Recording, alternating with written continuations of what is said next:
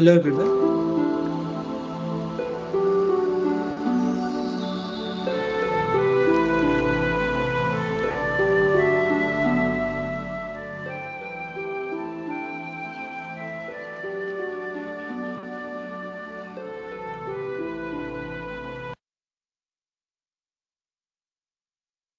Hello everyone. Good morning. And a very warm welcome to all of you joining us today. I am Rohan from the Protean's product marketing team, and it's an absolute pleasure to host you all to today's session, which is Decoding 2025 BFSI Trends. Live Ask Me Anything session with our CKYC and ID verification product leaders. We'll wait for just a minute or two to allow everyone to settle in and join our session. So do grab a cup of coffee if you haven't already, because the next 1 hour will be full of power pack insightful session. All this just for you. So do stay tuned.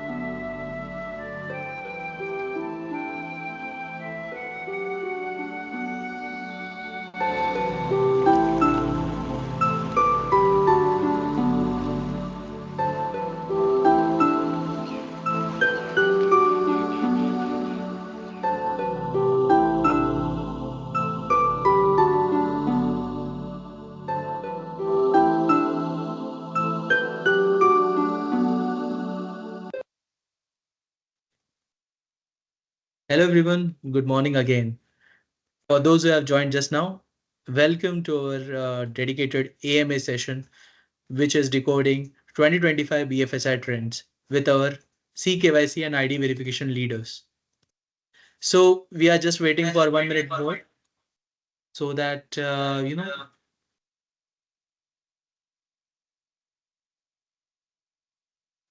so we are just waiting for a minute more so that many people, have registered and now joining in.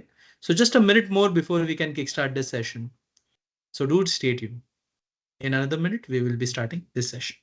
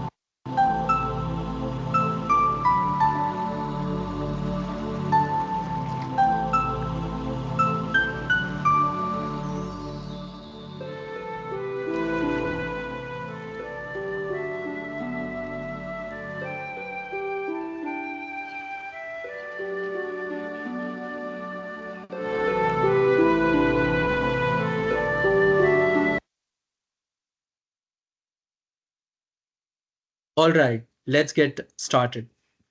As many of you know, the BFSI ecosystem in India is undergoing a transformative shift from evolving CKYC and anti-money laundering norms to the surge in digital identity verification needs. And with all of this, questions are growing from various topics across compliance, onboarding, consent, integrations, and judging all of these topics. Many people are saying how I can stay ahead of my competition while staying compliant. So over on all these topics over the past few months, we have been doing many masterclasses, and we have seen many questions pouring in from banks, NBFCs, fintechs, and regulatory stakeholders on different issues such as how to stay compliant with updated CERSAI norms. What are the different CKYC RR needs which we need to fulfill in order to stay compliant?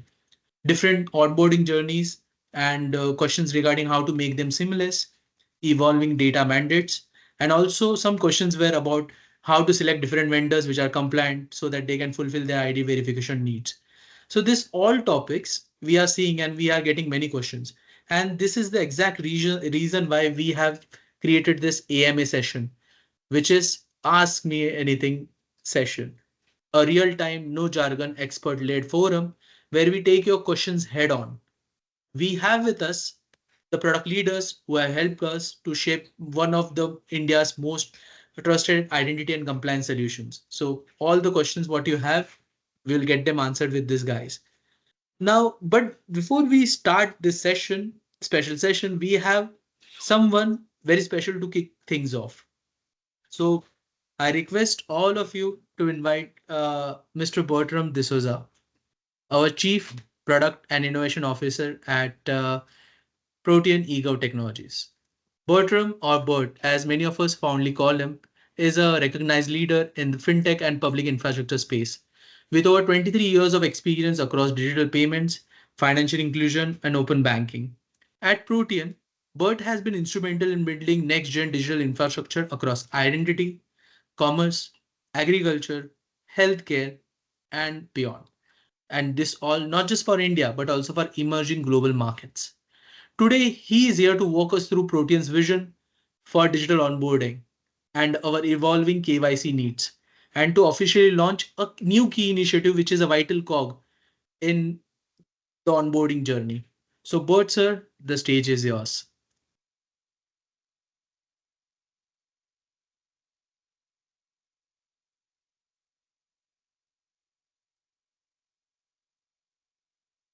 Hello, everyone.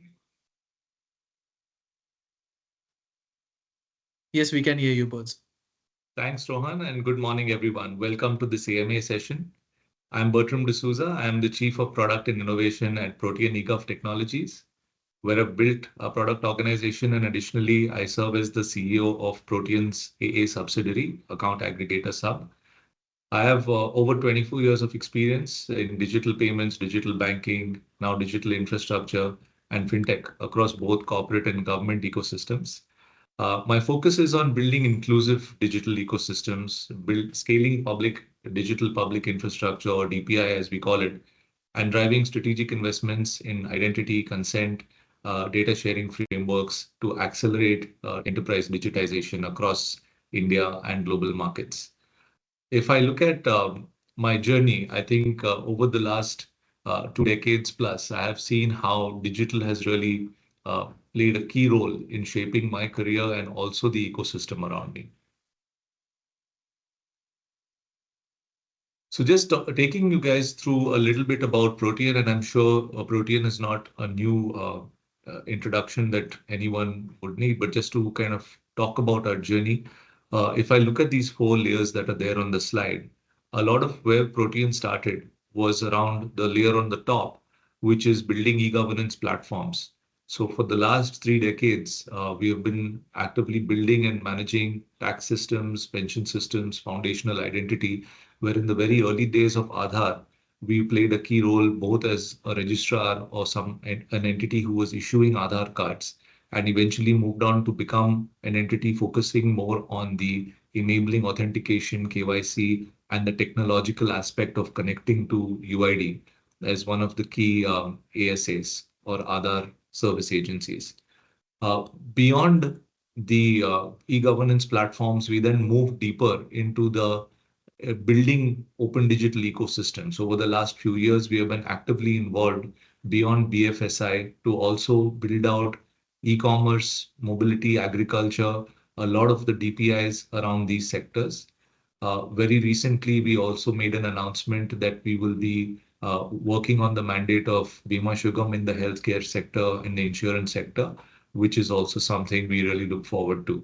So our role at building out new digital ecosystems at a foundation or infrastructure level remains core to identity. Now, beyond the core identity that we have on the infrastructure side, we are also looking at building value additions on top of that infrastructure. And we will talk a little bit more about that in the session today. Last but not the least, we also talk about powering enterprise digitization with a lot of cloud, cybersecurity, and other consumer corporate tech. Now, giving you a quick snapshot of the overall organization and how we structure and see ourselves.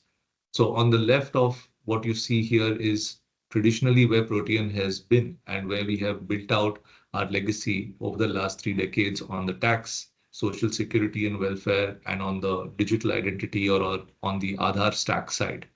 But now, if you look at the rest of the slide, it's where in the last 3 years we have built out a lot of these new growth engines for the organization in the space of digital public infrastructure, both domestic and international. Then on the data stack side, where we have built a lot of, like I said earlier, value added innovation layer products, where we are looking at going and capturing and building out the entire value chain in certain product lines, the cloud and infosec services, which I also touched upon, and ODEs, which are multi-sectoral. So this is how we see ourselves as Protean going forward. And I will today focus a little bit deeper in two specific areas. One is on the space of digital onboarding and account aggregator. And I will now go into the first part, which is on the digital onboarding and KYC side. So if I were to look at digital onboarding and KYC, and just to give you all some key data points, on the digital KYC, if I look at a 5-year, 4-year horizon in 2021, Jan 21 to be precise, there were about 100 crore KYC, eKYC transactions happening in a month. 100 million rather, 10 crore transactions in a month. And if I look at Jan 24, while of course Jan 25 number would also be public domain, but just to give you a span of those 4 years, it surged from 10 crore to around 43 crore. So just in a 4-year period, there was a 4x growth. A lot of this was attributed to COVID, the post-COVID era, and the rise of digital transactions and digital banking. So that's something which I think, looking back in hindsight, when we were in 2020, 2021, I don't think anyone would have anticipated at that point 4x plus growth in something like digital onboarding or KYC. Some of the things which have really supported this is the rise and boom of the telecom sector. Also, people becoming more digital savvy and also being able to open bank accounts seamlessly digitally, and also the enabling policy and regulatory environment, which I think has been the core pillar around which a lot of this innovation has happened. The second part, which I will talk about later, is on the account aggregator side. But just to give you a quick snapshot on those statistics, if I again take a 4-5 year horizon, in 21-22, AA had only 5.5 million consents in an entire year. And if I fast forward to 23-24, this surged to around 63-64 million transactions or consents a year, which is more than, again, a 10-11x growth. So both these pillars of KYC, digital KYC, and account aggregator are scaling extremely rapidly. And in today's session, I hope to talk about how I see this impacting our entire digital transformation, especially in the BFSI sector, but now also across other sectors where we are seeing early adoption. Yeah, so if I now talk about these 4 stages in KYC, one is the pre-KYC. So if I start on the right of this slide, a lot of organizations today, before they onboard the customer, seek a lot of profile and persona information about the customer. Who's this customer all about? Is this a risky customer to onboard? Are there any dimensions that I need to understand about this customer on their wealth profile before I bring them on board? And this is where we see a lot of our APIs and services on products like Protean Rise becoming very relevant to that life cycle stage in the onboarding journey. Fast forward to the next block, you have the KYC stage, which is basically your ID input, document upload, your entire KYC flow, whether it is through a Aadhaar biometric or a face authentication or video KYC. And this is where your liveliness check and all of those mandatory requirements which are there from the regulator come into play. And this is something which our teams will go into a little bit more detail into how we are thinking about it. I see a lot of room for innovation and change in existing processes which are currently there in the market. We are also working very closely with RBI's fintech department to change some of the existing processes where there is a lot of friction in the ecosystem. And in due course, we'll also announce some innovations that are green lighted in that area. Now, if I look at the post-onboarding compliance, which is after you onboard the customer, most people would think that their work is kind of done. But I think that's where a lot of work also kicks in for regulated entities, which is your post-onboarding compliance. And this is where everything from your reporting to CERSAI, where your CKYC data has to be pushed in a compliant manner and within a time-bound period is critical. In addition to that, a lot of regulatory reporting, dashboarding, audit trails has come into play. So that's where we see a lot of the banks today having a very fragmented approach, and not just banks, but multiple entities in the BFSI sector, working with multiple providers, working with very disjoint solutions. And we are looking at unifying a lot of that by kind of building out a single platform to support this entire life cycle for the customer. I'll now move forward to a little more granular view of what I just spoke about, but without going into too much of detail, because Ashish and Saurabh, who will take over, will like to kind of guide you through a lot of more detail of what we're doing. So some of the deeper kind of dives into certain life cycle stages that I just spoke about are captured on this slide. So pre-KYC, like I said, right from your mobile or email verification to passive risk scoring APIs, those are things which are taken for granted, but are absolutely hygiene when it comes to financial institutions specifically. The second is if you look at the KYC lifecycle stage, everything from smart extraction of data from offline documents or doing a online verification or validation of your PAN to a CERSAI download to auto-populate the form. All of these stages, including liveliness checks we spoke about, are again things that multiple solution providers solve for each different life cycle and stage, sub-stage over here. But we see some of these, you're having an opportunity to get completely automated, digitized. And with the advancement of AI, deepfake detection, and a lot of the new technology, including with what UID is working on, we would actually look at doing a lot of work in this specific area. Going forward, the post-onboarding compliance we also spoke about, which is a ongoing space.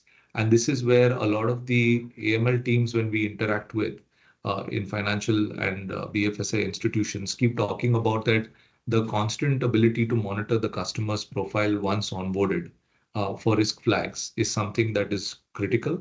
And also based on the risk profile of the customer having to do the re-KYC at different intervals for different kind of risk profiles is something which is a increasingly complex ask. So that is where it comes down to finally, how do you govern your entire ecosystem and your life cycle for this platform? So that is the way we are looking at it. And I would urge all of you to share your inputs and thoughts on, is this something that you think is already something well defined and well operationalized in your respective environments? Or is there an opportunity for you to kind of also come forward with some pain points and opportunities to co-create and do something jointly with us? So we'd be happy to hear your inputs and thoughts on that. Now, I would just like to walk you through a small video clip on our account aggregator and how we see this kind of contributing and transforming some of the onboarding experiences. And what I will subsequently do is we will kind of launch something as a special token to all of you who have joined this call today after this video plays out.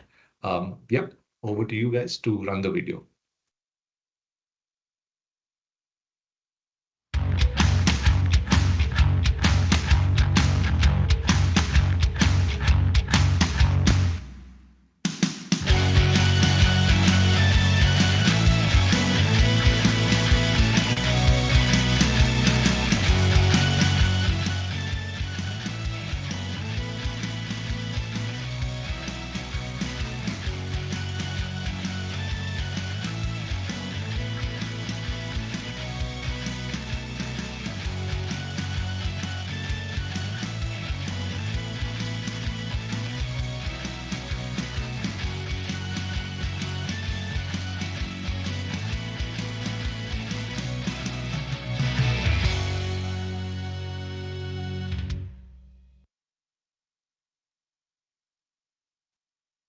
Thanks for playing that video, guys. I think in summary, everyone on the call would probably know what account aggregators are.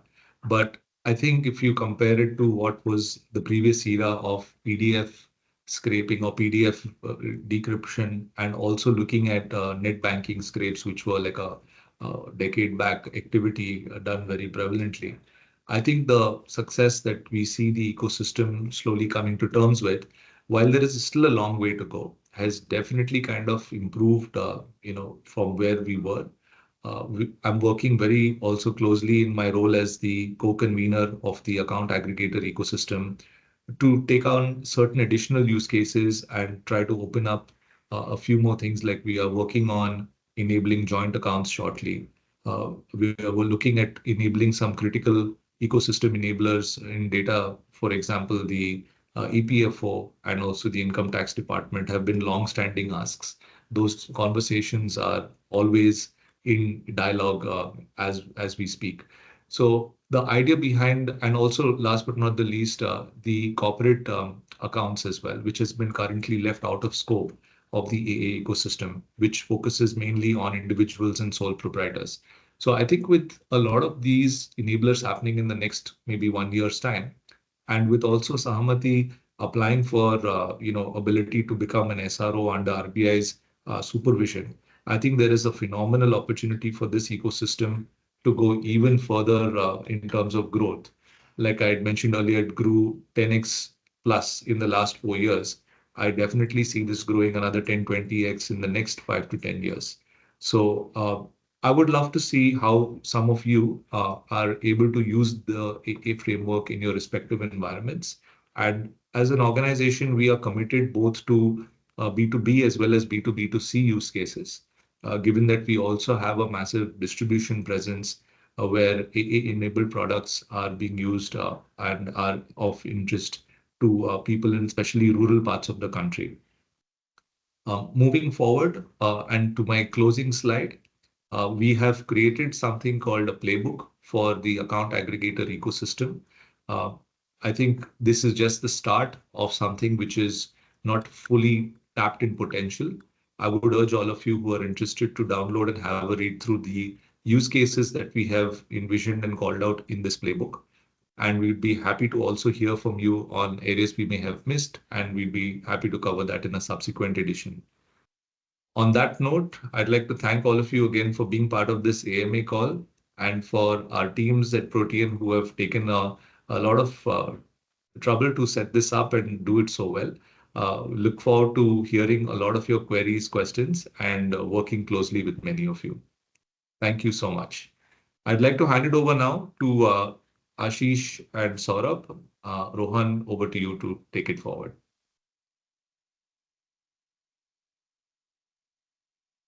Thank you so much, Bert, sir. That was really an insightful walkthrough on the different Lego pieces of digital onboarding process and one of the vital cog, which is Suraksha in it. And to everyone's attention, the Suraksha playbook is now available for download. You can scan the QR code to download the playbook. Additionally, we will be sharing the download link in the chat box, meeting chat box itself, so that you can click on the link and download it. So now we move on from this session to the heart of the session today, which is the Ask Us Anything session. So joining me today are two experienced product leaders who you must have already met during our previous master classes and webinars. And they are at the right intersection of managing all the topics for which you have certain queries around, surrounding compliance, AMLs, onboarding, so on and so forth. So please join us in welcoming Mr. Ashish Garg, who is a product owner from Protean Rise and eSign Pro, and Mr. Saurabh Shukla, who is the product owner for Protean CKYC and other authentication APIs. So over the next 45 minutes, we will be addressing both pre-submitted questions starting first, because you remember during our registration, we had asked for some questions which you want to ask at start. So we'll be addressing them, and going forward, we would be requesting you all to raise your hands if you want to ask any question, and we will be unmuting them. Just request you to after unmuting, start with your name and the organization which you belong to, so that we can accordingly categorize and answer those methodically. So let's start the session.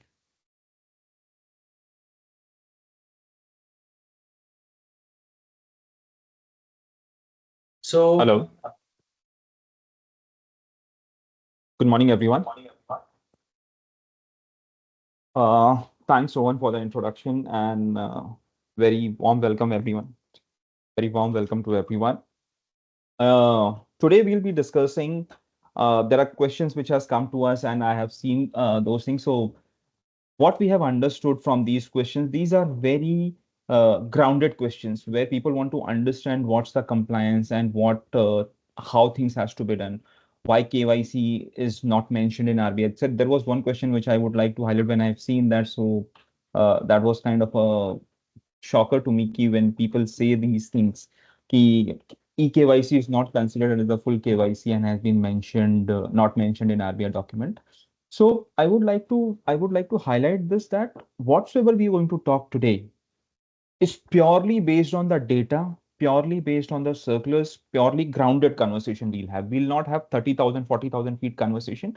We'll have a very grounded conversation on the document, on the real crux and the real problems and the real challenges which today people face during onboarding, post onboarding, or pre onboarding, or even after that reporting of the cases or reporting to RBI, or even for that matter, the IS audits and everything. So we'll discuss each and every point grounded, not on the higher side, not on the higher side, purely grounded, talking on the circulars. That's it. Thank you, everyone.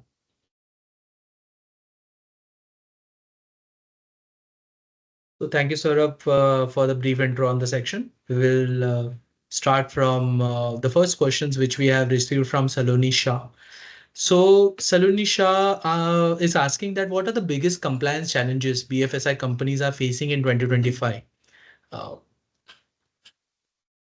So today when I talk about from the BFSI segment, specifically the financial service regulator, the FSRs, so be it RBI, be it IRDA, SEBI, PFRDA, anyone when we talk about RBI, I may sound biased, but RBI being more agile, RBI being more prudent towards their work and towards the making the regulations much more stronger. So RBI, yes, RBI is very pushy on different things or different. There has been a multiple licenses which has been cancelled. There are a couple of things which RBI has done in past 1 year. Put out the go on the public domain. There are n number of circulars. There are revocation of licenses for different institutions. So the what become utmost important across the regulators, and when this is getting changed, it's changing for everyone. The very first thing is KYC. Your KYC has to be super strong.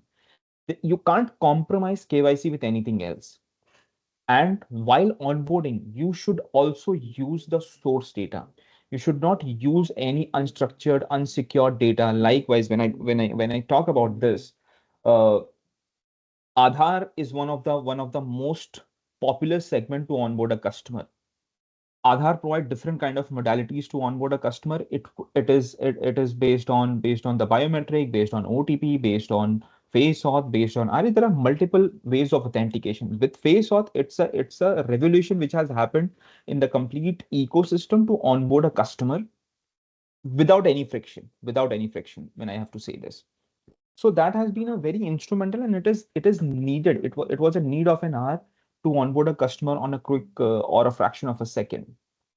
So KYC being very open. Then second, CKYC is also with the latest amendment in the guidelines, which I could also display to you guys.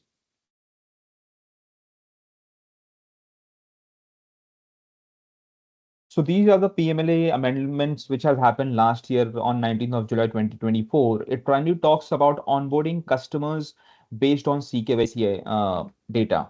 When we talk about RBI circulars, so yes, RBI has also making similar arrangement. If you could refer to these circulars, this is an RBI KYC master direction. Here also it has been clearly mentioned ki how you should onboard and give first priority to CKYC based onboarding of a customer.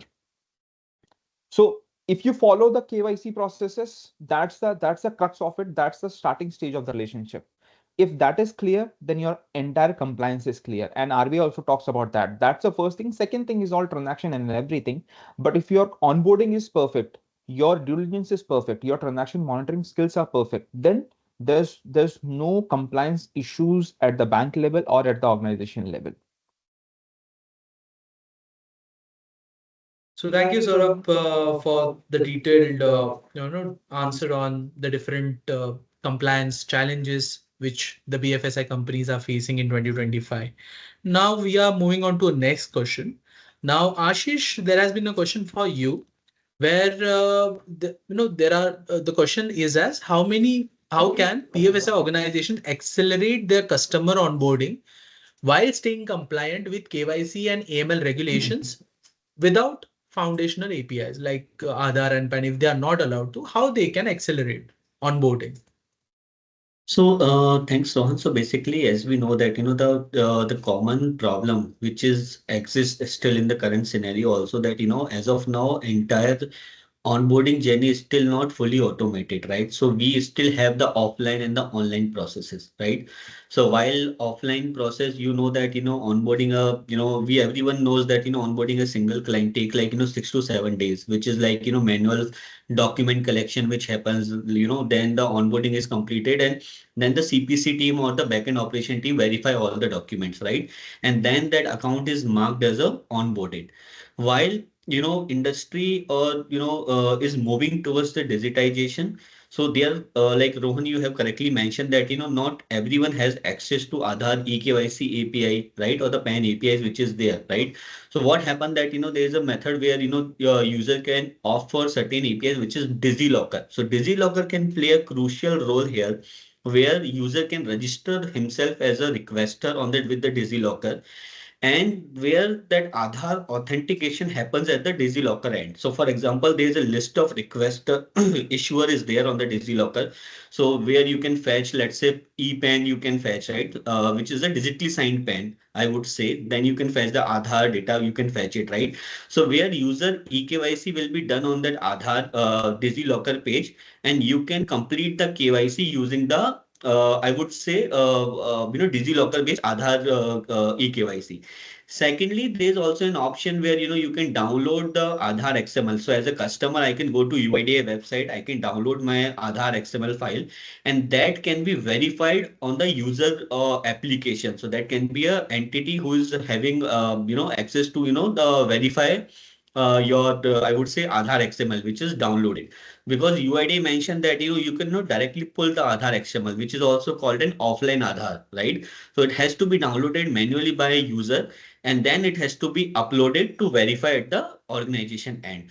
So by opting these two methods, if even you are not having direct access to Aadhaar eKYC API, right, you can still complete your digital onboarding journey, right? Where the legs which required validation is primary on the KYC part, right? Where you have to be regulated to access those APIs. So Aadhaar XML, which is offline KYC, and secondly, the DigiLocker can play a crucial role for the user, identity verification. Thank you, Ashish, for the detailed description on how digital onboarding can happen for the companies which are not using Aadhaar authentication services, because we know that there are multiple rules regulations required by UIDAI which they have to fulfill in order to get those services. An extension on that question, we have one question from Anu Iyengar. Now, Anu Iyengar has said that recently RBI has classified that private sector companies in the business of social space can do eKYC.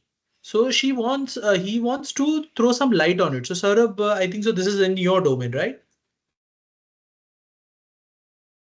Yeah, Rohan. So, yes, Rohan, that is the SWIG guidelines, which has recently come from UIDI. SWIG guidelines primarily talks about how you can onboard a customer or how Aadhaar can be used for a good governance. But one should not forget that Aadhaar UIDI back in 2017 and back today in 2025 has changed humongously.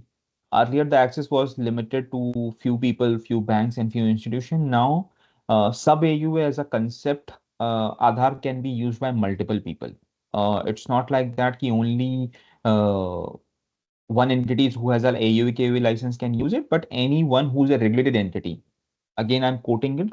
Anyone who's a regulated entity can be in sub AUA and KUA. It's 4 to 5 months of a job, taking all approvals, gadget approvals, UIDA confirmation, and then UAT and everything. It takes more than not more than 4 to 5 months to enable eKYC so that they could start using it. That's one approach. But we talk about SWIG guidelines. SWIG guidelines is the latest one, which was released this year by UIDA. I'll just open that so that it is benefit for the everyone so they could understand ki what's the SWIG guidelines and how it happens. So SWIG guidelines was released to for the forum, for the ecosystem, so that anyone who has a use case of a good governance. Last time I was speaking to one group of institution and we are helping them to get the license also. So Narayana group of institution, they are an educational institution and they have a good governance model wherein they want to uh, provide a scholarship to the students for a underprivileged section of India. So that was a good use case. That was a good governance use case, which primarily talks about how Aadhaar can be used for this particular purpose, for a specified purpose. So yes, and we have written almost 300 pages plus proposal for them, and it has been submitted to MITI. This is the SWIG guidelines, if you can see this. So this primarily talks about what is the standard operating procedures or the circular by MITI, and then subsequently it talks about what is an Aadhaar good governance portal and how can you apply for it. I'm sure everyone is able to see my screen. So this is the proposal. So how it could be helped? You need to prepare a detailed document. What we have prepared is 300 pages, almost more than that.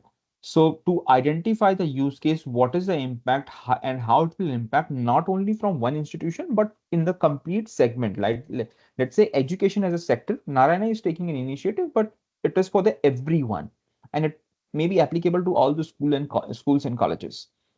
So preparing a document, submitting it to MITI, then MITI will review it. MITI will submit it to UIDA. UIDA will examine it. UIDA will recommend it to MITI, and MITI will approve it. So this is the overall process or an SOP to get an AUA license. But anyone who's willing to opt for it, it is not uh, less than 2+ years ka job. It's more than that only, since no one has applied as of now. But basis our experience, what we have done in a couple of institutions which we have made live without this circular, it has taken minimum 2 years at least. More than that, but minimum 2 years was needed. So anyone who's planning to apply for this, you need to pull up your socks, make the documents and everything ready, and there's a timeline which is needed. If anyone really looking forward to onboard a customer or anyone who's looking forward to use Aadhaar as a services, so sub area is open and Protean as an ASA provide the services to the market, and they would be able to use services of Aadhaar using a sub area model. If you are a regulated entity, if you are not a regulated entity, when I say regulated entity, it means either you have a license from RBI, SEBI, PFRDA, or IRDI, then you are considered as a regulated entity. In that situation, we'll be able to provide you the services. Thank you, Saurabh, for bringing a light on this week, which is one of the newest developments of the government meeting. So moving on, we have another question from Cyrus Kambata. So he has asked us that one of the biggest drop-off reasons during onboarding is that customers often don't have all the key details like Aadhaar, PAN, or bank account numbers readily available with them. So this leads to nearly 80% drop-offs in their journey. How can we address the bottleneck, Saurabh? So, sir, in that situation, what's a good name? Cyrus. Cyrus. So, Cyrus, here, how we can address this is your journey has to be completely seamless, and Protean provide this end-to-end services. So, Ashish is the owner for Rise platform, who has a wide variety of services. So, if I have to give you a non-frictionless or a frictionless effort for onboarding a customer. You just provide a mobile number and everything will be pre-filled using the backend databases, using the backend systems. We have those APIs readily available with us. So let's take an example of a telco APIs. So you give me the mobile number of any customer, I'll be able to go to, because today we have only three operators, telco operators operating in India. We'll be able to go to any one of them, pull the data and give it you all the details. When I say all the details, it has the address, it has the date of birth, it has the gender, it has the alternate mobile number and different addresses where customer has been. So it helps you to enable or for a quick and a seamless journey for any customer. So your drop-offs will reduce. When we talk about you don't have a document based on mobile number, we'll be able to pull the CKYCR data.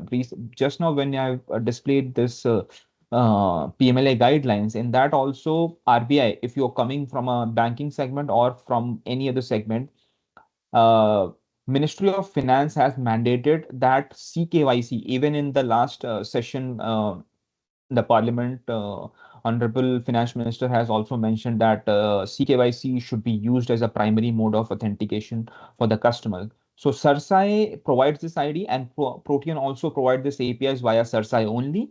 So you'll be able to use the CKYC using a mobile number. You'll be able to pull the data from the CKYCR. And when I say pull the data, means it has huge lot of data, almost 50 plus data points which comes from Cersei, including the documents. So it makes your journey seamless. It makes your journey effortless, where customer need not, if they don't have a details, they'll still be able to get onboarded. I'll just ask Ashish also to put some light on telco APIs and the other APIs which can help you to onboard the customers. So thanks, Saurabh. So basically what happened that, like Saurabh has correctly mentioned. So if I talk about digital onboarding journey, so it has two important aspects, not just that completely onboarding a customer within 2 minutes or 3 minutes. That should not be the agenda. Because what happened that, we onboard the customer, we complete the KYC, we do the all the checks, but still after onboarding, while doing a quarterly review, we find out that, there's certain things like, the customer related are not correct. So what happened that, not just onboarding, but early warning signal is also important. So while I say early warning signal, so let's say while you're onboarding the customer, so I'll break that entire journey so that where all the validation can be built, right? So let's say journey start with the lead generation. So for example, if the user gets dropped in between, like while you are onboarding them, so you generally capture or start the journey with mobile and email verification. Because in the BFSI segment, as per RBI, you need to notify the customer for any changes which has happened, right? Or even if the customer drop in between, you have to contact them back, right? So while you're onboarding the customer, with the email itself, you can check whether it is a dubious email or not. So for example, sometime as of now in the market, there are multiple platforms available which allow you to create an email ID for a day. After that, it is scrapped, right? So you can check whether it is a dubious email ID, whether it is a blocked or reported by somebody. You can do a validation along with the email verification. So at least you know that this is not a dummy email ID and this email ID is genuinely which is going to be used, right? Or active since. You can know that the history. Secondly, in the mobile also, there's certain APIs which is available, which can be used just like, to fetch that along with the PAN number or any, uh, you know, uh, OVD document, you can fetch that, the CKYC detail. And even without that also, you can do a validation in terms of whether this is blocked in the MNRL list, which is published by the telco every month. If it is a part of blocked MNRL list, you can just, deboard the customer there and then itself, right? Secondly, you can also make sure that, this mobile number is also, it is recently generated. What is the history? What is the user detail, address? All those details you can fetch with the mobile OTP. So that is PI information. When you are taking the user consent and verifying through that OTP, you can fetch those details, right? So at least at this part, you are sure that, what is the information of the user, whether it is a genuine customer or not, at least on the lead generation part, you are sorted, right? Now moving to customer verification. So there are two ways. One is the customer is tech savvy. Second, he is not tech savvy, but he can help with, basic detail. So one is if he is able to enter his detail like, PAN number or eKYC, you can do a, direct API call and validate the information. Secondly, let's say if the user is having a smartphone, they can just capture the photo of PAN or the Aadhaar card or any other OVD document, right? What we can do basis that AI-based logic at the back end, we can extract the information from these OVD document, and then subsequent API can be hit at the back end to verify the detail, right? So now that validation is also done and user KYC is completed. Now comes that, establishing that entity, that the person who is operating this, right, is the same person who is capturing that photo or mentioning all those details, right? So there can be lot of combination of validation can be done. So let's say you have taken the mobile number, basis that you have got the name of the person. In the OVD also you have done the OCR and then the validation. So you have the name there also. So both the name can be used to match, right? So name match API can be used to make the make sure that both the person are same, right? So that can be done. Now as an additional security layer, you can capture the photo of the user who is actually accessing the application, right? Otherwise, let's say I am having all the details of Rohan, and I am entering that his information on the application, and I have access to his information, right? So to avoid that, I can enable face capture liveliness check API. So rather than somebody is taking a photo of a dead person, sorry to say this, but or the photograph, which is a passport photo, you can ask customer to look right, left to make sure the customer is live, right? So it is alive. So you can capture that, and basis that OVD documentation you have taken, the photo extracted from them, and the face capture which is done, right? You can match it. So that the person whose KYC is done and the person who is operating that application is also same. So that validation also can be done. So here three activity we have done. One is lead generation that we have verified. Secondly, we have done the KYC basis the seamless journey, whether it is direct API or OCR based, which is AI enabled. Third, we have done the identity verification also in terms of name matching and the liveliness match and the face capture that we have done, right? So this is done. On top of that, there's multiple API based on the use case present. Whether it is a lending journey, you can fetch that, credit risk score, those can be fetched. If it is a, any EPFO related detail, vehicle detail that you wanted to fetch, you can fetch those information. So with this, complete set of, actionable, you can make sure not only the customer is getting onboarded in the right manner, but the customer is also not a dubious customer. So all those checks can be put in place with the help of set of APIs that we offer. Yeah, Rohan. Thank you, Ashish, for a detailed explanation on the KYC process. We had one question from Urmila. So, Urmila, I have allowed the mic for you. If you can just unmute yourself and you can ask the question, that will be, you can unmute your mic and ask your question. Urmila Dalvi. Yeah. Hi, Ashish. Yeah, hey. Ashish, we represent a company called One Stack Solution. We are in touch with Protean team for various APIs. My question today is, can non-RE use CSI APIs through Protean for merchant onboarding? So these you are referring as a CKYC API or in CKYC. general, Yeah, okay. So CKYC. basically for getting these access to, I think, CKYC API, Saurabh, would you like to take this question for the CKYC?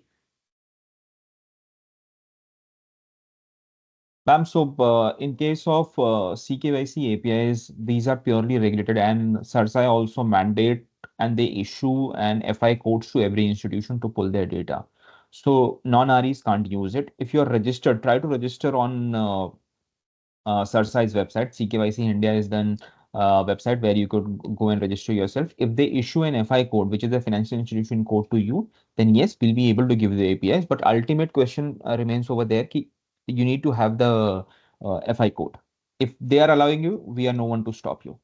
We have the APIs And available, but CERSAI has to give you the access.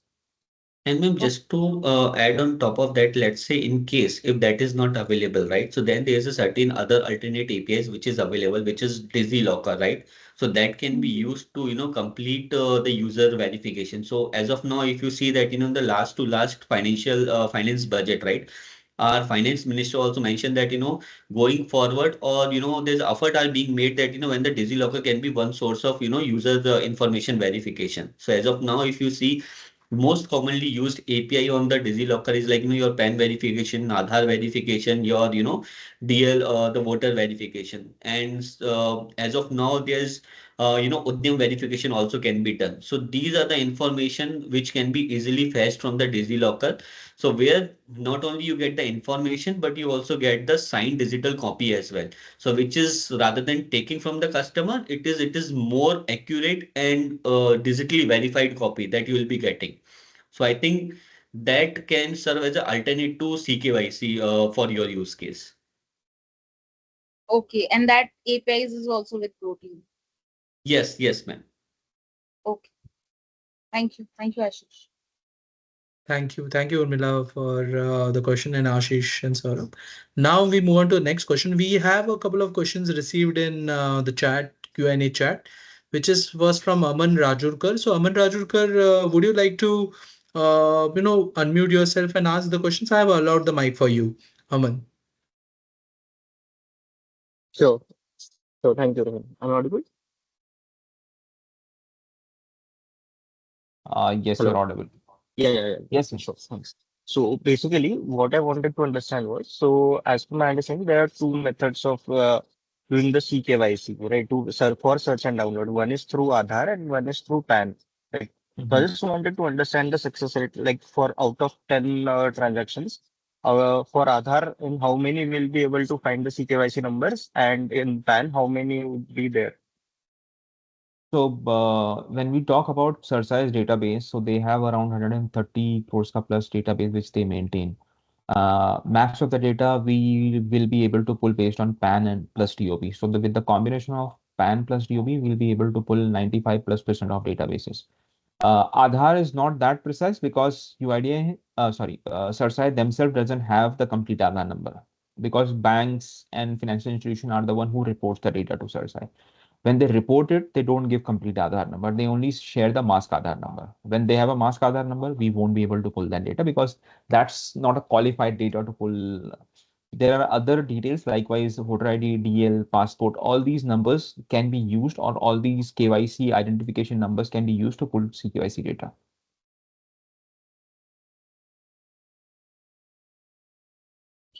Understood. So as per my understanding, like for out of 10 Aadhaar that are available, we'll be able to find data for 6 of them, and for PAN, it was around 80 to 90%. Is Yes. that So correct? nine cases I'll be able to find out based on PAN only, PAN plus DOB with the combination of these two. Not only PAN plus DOB gives an accurate output. Then the others we can go ahead with voter ID, DL, passport, and everything. Sure. Thanks. Thank you, Aman, for having this.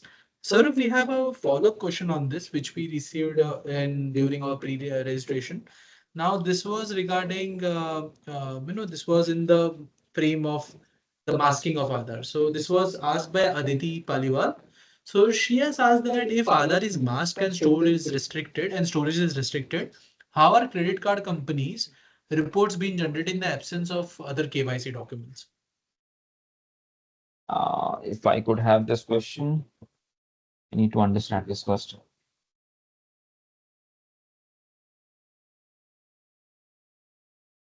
If Aadhaar is masked and storage is restricted, how are credit card companies reports being generated in the absence of KYC documents? So credit CIC is CIC. okay. Credit information company. So in that situation, what happens uh, whensoever I, as an institution, reports your data to CICs, be it Equifax or anyone, I report the data along with the KYC so that they are able to verify, and that's how they have the details. CICs primarily works based on the data which has been given by the financial institution to them and not pulling data from UIDA or so. Because they don't have license, they can only rely on data which has been submitted by the banks and the financial institutions. Thank you, Saurabh. Now we have another question from Yashika. Yashika, I have allowed the mic for you. If you can, come unmute yourself and you can ask, that will be okay. Otherwise, yep, we will take up the question. Yashika? Thanks, Rohan. Can you hear me? Yes, we can. Yes. Yes. Hi, Saurabh. I had a question around full KYC for Mhm. like 100% digital journey. We are using DigiLocker for Aadhaar-based verification, but that allows only 60,000 loan amount. That's the upper side. For I mean, in case you onboard a customer who's not done a full KYC, can we use enhanced ED due diligence norms to support Aadhaar-based OTP verification and do a higher loan amount with a restriction of categorizing the customer as a high-risk customer? So now I have the circular open in front of me. Just hold on. Here is a circular. So when you talk about eKYC, so eKYC based OTP based using an Aadhaar eKYC plus OTP is a min KYC account. Now the amount or the figure which you have submitted, which is 60,000 ka figure, that is I'm sure that could be an internal approval or the board approved policy of the internal of your organization. RBI doesn't mandates any such thing. They mandates on min KYC, the deposit and the withdrawal limits. They don't mandate ki how much amount you can disburse to the customer. That's purely the risk appetite of the institution, and that's how they have to do it. When I have to go on to the EDD, which is just hold on.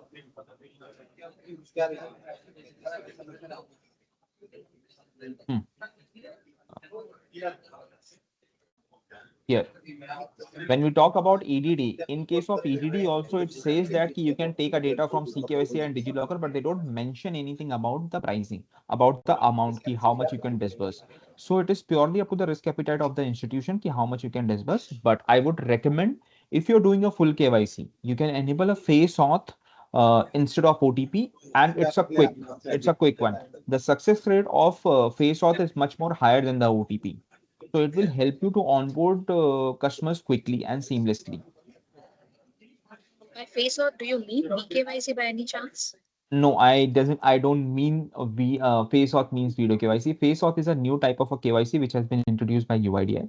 So earlier there was few mechanisms which UIDI used to provide. I'm sure ki every one of us has enrolled ourselves with UIDI at one point of a time, and we have given our biometrics, our mobile numbers, our iris, and our face, and even we have given the palm, the complete palm scanner.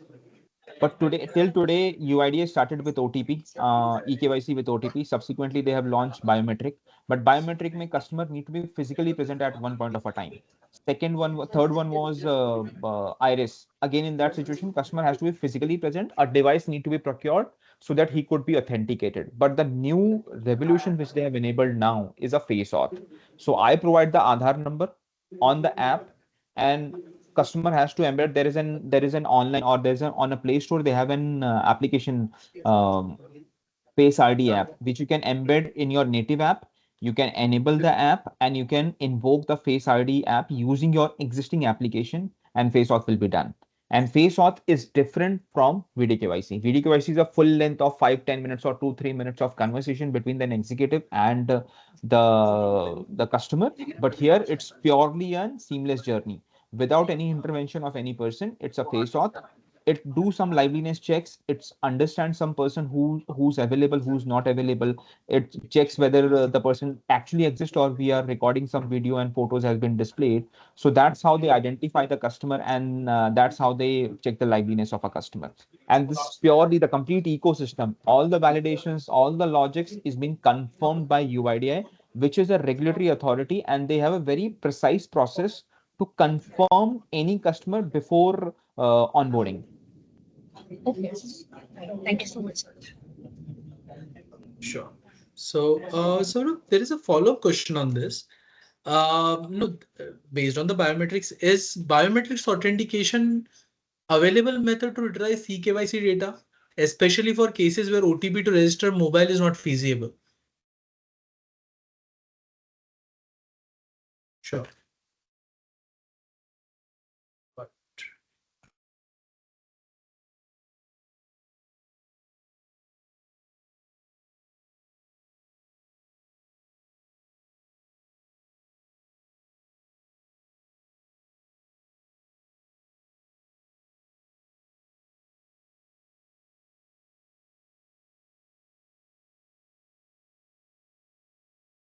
KYC based or Biometric based data pulling from CKYC is not possible. How you can pull data from CKYC is, as we have discussed in this forum only, Aadhaar, PAN, voter ID, DL, passport, Manrega card, job card, mobile number. These are the alternate mode of authentication through which you'll be able to pull CKYC data. Now, recently, I guess 4th of April 2025, UID has, SARSA has mandated to pull the data only based on a consent from a customer, and that consent need to be backed by an OTP authentication. These two are two different authentication. When we talk about SARSA OTP authentication, it's initiated by SARSA CKYCR. UID authentication biometric, that's two separate things. So UID is a different institution, SARSA is a different institution. Now they both have humongous amount of data, and these both can be used to onboard a customer. UIDI has different modalities: face, biometric, OTP, and iris. SARSA today doesn't have any modalities to verify a customer. Prior to 4th of April 2025, people used to pull the data without customer consent, without acknowledging the customer whether he actually wants it or not. That's the reason Sarsai has enabled this, or let me share this screen also so that you guys are aware onto it.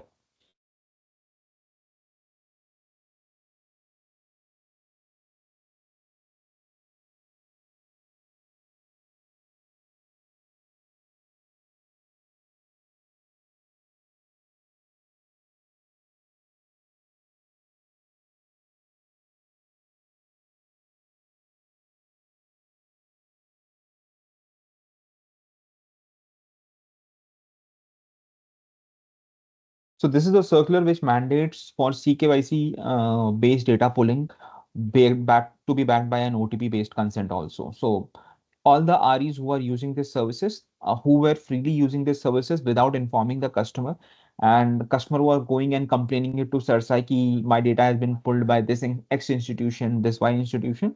Now there has to be an OTP authentication so that customers are aware that my data is going to be get pulled. So it's a new modality which is provided by Sarsai.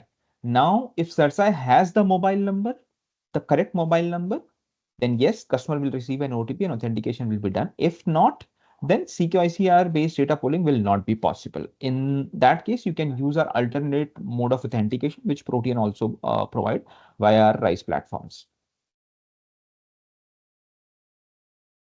Thank you, Saurabh, for answering this question, clearing one doubt about CKYC, how we can pull the data if not the OTP. We have one question from Vibhu Gautam. So, Vibhu sir, I have allowed the mic for you. You can ask your question. Uh, yeah, hi, thanks. Am I audible? Yes, you're audible. So I Yes, also Logi, have you a are audible. question regarding the CKYC only. So Mhm. I am from an NBFC Flex Prime Finance Private Limited. We are using Protean services for signing. Now, regarding CKYC, I need kind of a clarity. Maybe you guys can some light on this. So when we talk about onboarding a customer on based on CKYC, the CKYC has to be verified, right? Based on the information which we pull from CKYC vis-a-vis the information which customer has provided. And if it is correct, then we can go ahead, and in case there is a change, then we'll probably move to an alternate, right? Now, Perfect. specifically for the digital onboarding cases, where which is a primarily a non-face-to-face onboarding, how do we categorize CKYC? Is it blindly a high risk customer onboarding because we are not meeting the customer, we are just onboarding it based on CKYC verification, or is there any additional, or do we need to have a VSIP in place along with CKYC, and CKYC is not sufficient for that? What is the what is the concept here? Okay. So the answer lies again in the RBI circular. I'll just open it for the reference so that we could understand the setup why it is needed. When we talk about onboarding a customer, it is covered. Let me share my screen. It is covered in this section.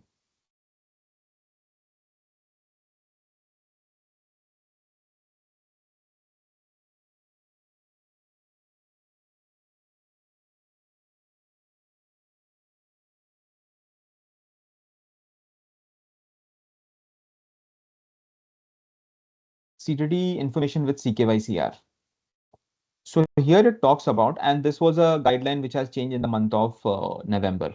So if you refer to the column number or the clause number J, this primarily talks about ki RE shall seek CKYC identification number to retrieve KYC identifier, which is known as a KIN number, if available. If it is not available, then you can go ahead and opt for some other details. So example, if Saurabh Shukla wants to get onboarded or Vibhul wants to get onboarded using a CKYC, Saurabh or Vibhu could provide their PAN number or different OVD details which they have in possession as of now. If I'm able to pull the data, then it's well and good. I'll be able to pull the data and onboard them. But there has to, since this is categorized as a non-face-to-face, so you have to go back to the section where CDD comes into the picture, which talks about non-face-to-face.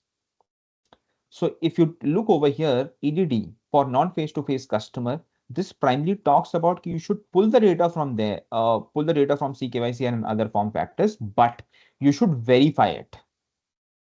It should be verifiable. In case of you pulling the PAN, let's take an example, you've onboarded the details and Saurabh Shukla has been onboarded using CKYCR data. You have taken the PAN, but you have to verify the PAN on a real-time basis using online PAN verification services. If you have received passport in a response from CERSAI, then ideally you should verify that passport using the real-time authentication, which RISE with Protean provides that API. If the customer has provided you the Aadhaar, and I'm sure it would be a mask Aadhaar number, in that situation, you need to display the mask Aadhaar number and ask the customer to input the Aadhaar number. And basis on that, you'll be able to verify the customer directly from the UID.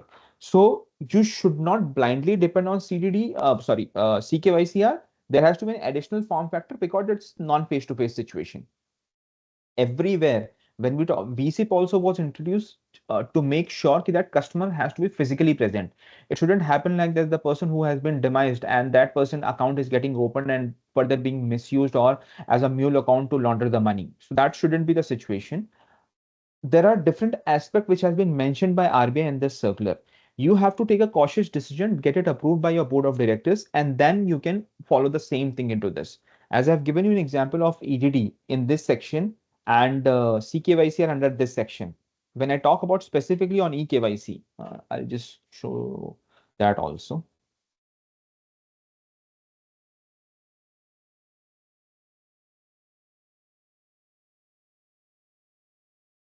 So here it talks about, this is, I guess, para number 5. CDD process. Here it talks about what all details should be taken. And when you go over here, what should be taken ahead. So it clearly mentions Aadhaar, OTP based CKYC offline verification. So if you're doing these things, there has to be an additional form factor to authenticate a customer, without which you can't onboard a customer and you won't be able to provide the complete details. So you have to merge the section from customer due diligence, which is this process, EDD, and the last section, which is in others, where they have mentioned CKYC based data pulling is important for an individual customer. There's a separate section for companies and the authorized signatories onboarding. That's a separate section. Currently, I was explaining only about the individuals. Is that solves your question, or you have a follow-up question also on that? For the EDD part, as you mentioned, if I'm doing a CKYC verification, I have to do an enhanced due diligence as well. So Right. there can be other alternatives, right? For Yes. example, as you earlier mentioned about face auth or Right. the erstwhile which currently also many companies are doing face live photograph and maybe pulling the digital like Aadhaar through a DigiLocker. Does that also solve the purpose of Yes, it does solve the problem. Okay. Understood. Thank you. Thank you, Vibhu, sir, for the question. Just one more thing. If you have any questions, you can paste in the chat box, and we will answer them. Meanwhile, moving on to the next question. Saurabh, this is an extension of the questions which is previously based on CKYC. So there has been a question from Ranjit Babu. So he has said that direct API integration with the central registry often faces hurdles. CKYC has stated that it hasn't officially tied up with third parties for integration support. How can this roadblock be solved? So rightly said. So CERSAI is different institution altogether who manages the CKYCR, which is known as the Central KYCR Record Registry. Now, any financial institution, as I've mentioned, there was one lady who has asked with me whether I'm not a regulated entity, but can I use it? So no one, the institution who is not regulated by FSRs, they can't use. So it's mandated by CERSAI and CKYCR that the institution who are using should be a regulated entity. They do a proper registration. If I have to quickly show it, I can just show it to you.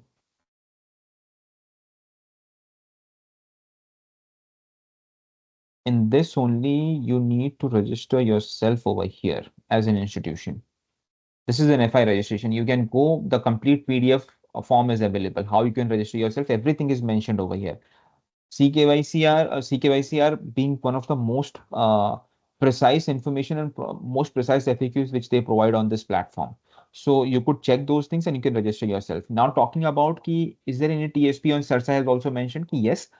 None of the institution, there are a couple of players in the market, including Protean, who provide CKYCR solution. But what we provide is the bridge between the financial institution and CERSAI. If I have to pull this in a better way, or I have to show this in a better way, so this is what we do.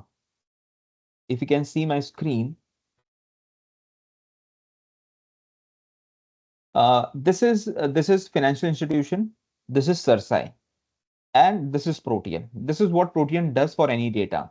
Now, what does Protean does along with all these things is exactly what CERSAI says that. And if the financial institution is not capable of doing it, then on behalf of FI, we don't publish our own data. Likewise, Protean is also having an NPS license, and we need to report these cases to CERSAI. In that situation, we follow these procedures to report the cases to CERSAI. And that's the same mechanism which we outsource to the third parties or to the financial institution so that we could bridge a gap. And why we are emphasizing to bridge this gap is because if CERSA has a 100 plus crores ka database, 10 to 15% is not a very accurate data. It has an option of probable match scenario because Saurabh Shukla as a customer has two CKYC number as per the CKYCR.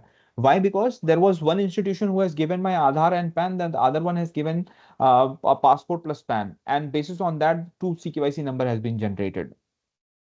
So it becomes utmost important, and CERSAI also mandates that you should not directly dump the data to CKYCR. You should verify each and everything before pushing the data to CERSAI. And that's exactly what Protean does. And that's exactly what we emphasize. Before reporting any data, you should properly verify these things. When I say verify, let's take an example. Data of Saurabh Shukla is going to be reported to CERSAI, but due to some mismatch or due to some system glitch, incorrectly the document of Rohan has been submitted. So the PDF has been uploaded, so data has been submitted. Data belongs to Saurabh, but the images POI, POA, AOF belongs to Rohan. Now you imagine the blunder which could this create into the CKYCR. That's the reason CKYC has recently, or CERSA has recently enabled this, you should upload the correct data, update the data after due diligence, liveliness check. We ensure the same thing in our solution and we bridge that gap. If there are institutions who are capable enough to build this solution in-house, they have the bandwidth, they have the money, but not every organization or not every financial institution can afford this. That's the reason we pitch in and we have built this solution. It's an existing solution which we use for our NPS business. We provide this to an smallest and the largest institution so that they could report the data to CERSA in a precise way. And there shouldn't be any problem. Because earlier, data was only getting reported. Now these data started being used to onboard a customer. Imagine a situation where a wrong data has been reported to CERSAI and the same data is being used to onboard a customer and that customer seems to be a fraudster. Imagine the blunder which he could make those accounts for that institution. So it's a ecosystem correction which Protean is trying to do apart from our initiative which we have keep building our DPIs. So this is one kind of an environment which we have built to provide the correct data to CERSAI so that the ecosystem can get corrected and there is a precise data for an onboarding of a customer. Got that. So Saurabh, we have one question from Yogita. So Yogita, I'm just unmuting your. We have unmuted your mic. You can ask your question.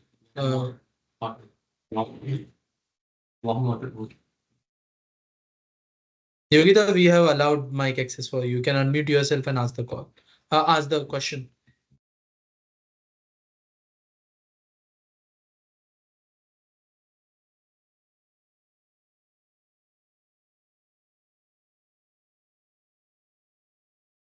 Yogita, can you hear us?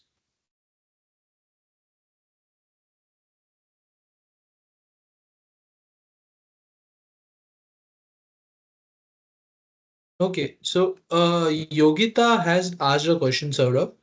Now, this is regarding, if the mobile number of the client has not been valid or changed or updated, how can we fetch CKYC details of the client?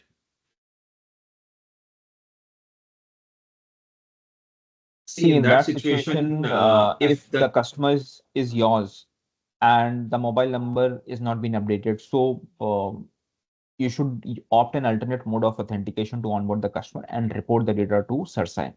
Why I'm telling this, let's understand.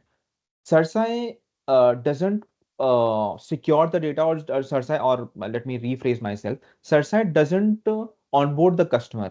It is based on your data, which you give it to them. They are relying on that data. The mobile number, let's take an example. Saurabh Shukla is an low risk customer for ABC Bank, and I've onboarded myself back in 2015. Now, during the 10 years, I've changed my mobile number, which has, and I have not gone because I'm a low risk customer, and none of the bank has updated my my phone number or my address. I have traveled to 3 different states. I'm working, my permanent address belongs to Delhi, but I'm currently staying in Mumbai. I have been, during these 3 years, I've been to different places as well. I've stayed there for 3, 4 years, but I've not updated because no one has asked for me. I have not opened any bank account because I was happy with ABC bank account. That's the reason I have not done anything. Now, CERSAI has my 10-year-old data. Until unless it is due for KYC with ABC Bank, I am not going to update it as a customer. 10 years is due on 27th, which is tomorrow. If someone is trying to pull data on 20th, they'll get all my old details. I, as a customer, will not receive an OTP because if I am trying to open an account with you, then I'll not get an OTP because it's my mobile number has been changed. So what's the best thing which you can do? Use our other APIs to onboard a customer. Once I'm onboarded with you, you update the data to CERSAI on 20th of the date, and then subsequently I'll be due for the other institution also. I'll get updated my details.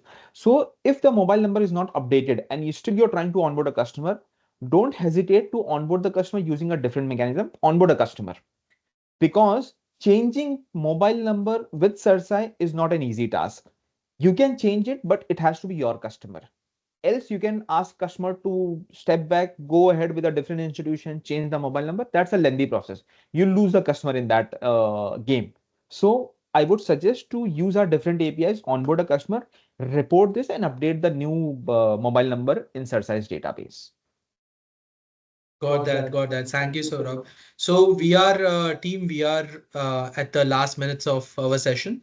So I will be moving forward, to another section of our session, which is quick question round. Here, I would be asking some of the questions which we have received on our registration page to both Saurabh and Ashish, and we will reply in a very concise way. In this way, we will try to cover all the questions quickly in the next 6, 7 minutes, so that we don't miss out on anything. So Saurabh and Ashish, are you ready for this round? Get that started. Okay. So the first question is regarding generally, why isn't eKYC explicitly mentioned in any RBI circular? Can it be considered equivalent to full KYC for updating CKYC RR records and generating a CKYC R identifier? CKYC is already mentioned in RBI circular. I can prove it. It's there in front of me. Here it goes, the circular. Here is the circular. If I just search for an eKYC, I'll just get it. So RBI never mentioned this key. It is not. It's there. Thank you. Thank you, Saurabh. We'll move on to next. Are automated compliance checks currently relatable enough to fully replace manual reviews? Yes. So Rohan, just to take this question, so basically, like I mentioned earlier also that, while you validate the information to digitally onboard the customer, so it is also important to make sure that, basis that input that you have received, how you are validating other checks. So for example, while you are capturing that name of the user, right, while onboarding the customer and the name that you are getting from the Aadhaar. So that name can be used to match both the name which you have and which you have received from the regulator. So that will not only help you onboard the customer digitally, but also make sure that the same person name is present in your system and the name which has you have received from the regulator. So these checks, along with the API, which is standalone API is available, like PAN verification, Aadhaar, and e-signing a document. This will also make sure that it is related to the person you are onboarding. So that can eventually reduce your manual check that you are opening a form, you are in the system checking that what is the name written, what is the response that you have received from the UIDA. So the API can take care of this part and reduce your manual validation steps. Thank you, Ashish, for answering this. We move on to the next one. How can entities effectively track re-KYC notices and ensure timely compliance? They need to effectively maintain the customers on 3 parameters: uh, low, medium, and high. High risk customers need to do the re-KYC in every 2 year, once in every 2 years. But as per the latest guideline, they can be every 6 months also is preferable. For min KYC or a medium KYC, it has to be 8 years. And for low risk customer, it has to be 10 years. So they need to build a mechanism internally, which Protean is also trying to build that. They can build the mechanism internally, and that's how they could push the customer. In case the customer is not traceable, let's take an example. The customer's KYC is due for 25th of June, and today we are on 26th, and he was a low risk customer. Now you're not able to trace the customer itself. And as per RBI guidelines, also, you can't close the account if the customer KYC is not compliant. You can't close a PMJDY account also. So in those situations, you can opt our alternate APIs to pull the data of a latest data of a customer and get the KYC done. Got it. Got it.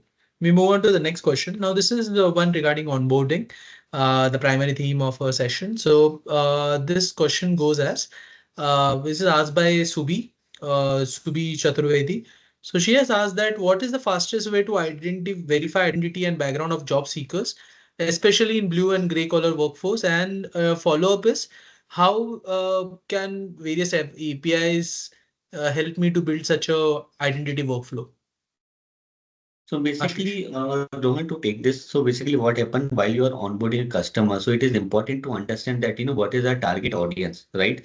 So for example, while you are onboarding the customer, as of now, everybody has, Aadhaar access. So while establishing the person identity is not a difficult, right? You can do a DigiLocker based document pull. You can do, Aadhaar eKYC based validation. Then there is a Aadhaar offline validation, which is there, right? So basis that identity can be established. On top of that, what you can do to make sure that you are having all the information of the user, you can do a the face capture. While you can capture the face and you can validate from the eKYC or the KYC document that you have sourced, right? So you can establish that same person is present or you are you are onboarding. And on top of that, you can also validate related information in terms of the address which is there. So with the address match API, the address which is coming from the UIDI or the regulator, right? You can capture that address and verify with the address that you are capturing in person or digitally that user is entering on your mobile application, right? So these validation can make sure that while you're onboarding the customer, you have all the information available, and top of that, you are doing a name match, face capture, liveliness check, Aadhaar, address capture. And additionally, with that mobile verification, you can also get the pre-warning signal as well, right?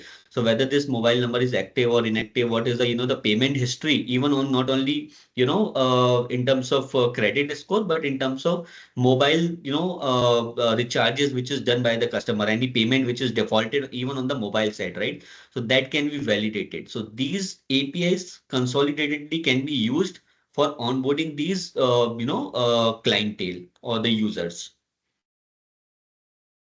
Got that. Thank you. Thank you, Ashish, for enlightening us on the various ways through which different organizations can onboard different types of workforces. Now, moving on to a last question. So this is a bit of a question on CKYC onboarding. The question goes as you know, regulators have mandated that all REs conduct information IS audits, information security audits. Does this audit also needs to cover CKYCRR access infrastructure and subsequent storage to use CKYCRR data? Yes.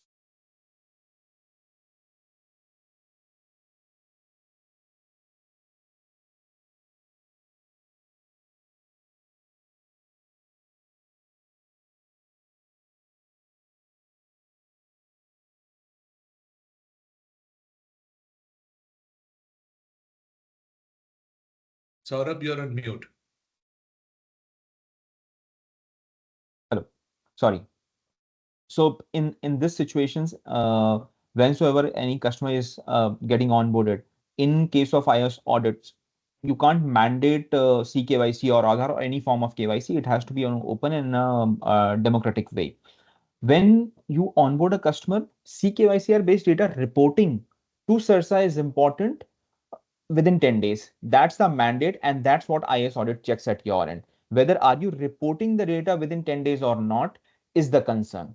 If you're reporting it, there's no CKYC number, but in the interim, let's take an example, you have reported a cases on T+8 day, and you have not got the CKYC number because CERSA takes its own time. In that situation, you'll have a reference number. So a reference number will act as an key for your qualifying the audit purpose. Ki, yes, I've reported this data and I'm awaiting the KIN number. So yes, CKYC number will be CKYCR as a process will be used for onboarding a customer, as well as it will be a part of an IS audit. One last question, Saurabh. This is what we have received in Q&A. We are a microfinance company, NBFC. Is it mandatory for us to upload customer data to CERSAI? And also one question the same person said is for bulk CKYC uploads via our back office API integration. In that case, do we require to collect the consent of the customer? And if we are also uploading and downloading, is consent required? So I'll answer the first question first. So first question was primarily on whether should we upload it or not. That was the question, right? So in that situation, in case of MFI are exempted as per CERSAI's guidelines because they are ultimately they are helping the SHGs and JLGs. JLGs and SHGs are exempted from CERSAI reporting. That's first. Second thing, you want to report the cases in a bulk. In case of bulk uploads, bulk downloads, consents are not needed. It just you need to get the data in case of front end or API based data downloading. Specifically after this circular which has come on 4th of April, only in case of downloading the data, you need an OTP and you need a consent would be needed. In case of upload, it's not needed. So with this, we are moving on to the next conclusion of our AMA session. So guys, as we wrap up today's session, a big thank you to Ashish and Saurabh for their valuable insights and answering all the questions which we have received. We have some more left and we will answer them in our email campaign. So a big thanks to both sir for enlightening us on the account aggregator ecosystem and the ecosystem of onboarding customers. At the start, it was what set up the tone for such a powerful session which we had. Before you go, please take a moment to respond to a short feedback poll, which is in the chats. If you liked our session, what you would recommend to add in our next sessions, we will definitely carry the feedback forward to our next sessions. Do download the playbook through the QR code and the link which we will share in the chat box after the meeting and also in the email which you will receive after the session. If you haven't downloaded already the playbook of account aggregator. Thank you for being a part of today's session, and let's continue to collaborate, question, and build better digital compliant processes and future together. Thank you. Thank you everyone for joining. Thank you. Thank you, everyone. Thank you, everyone. Bye.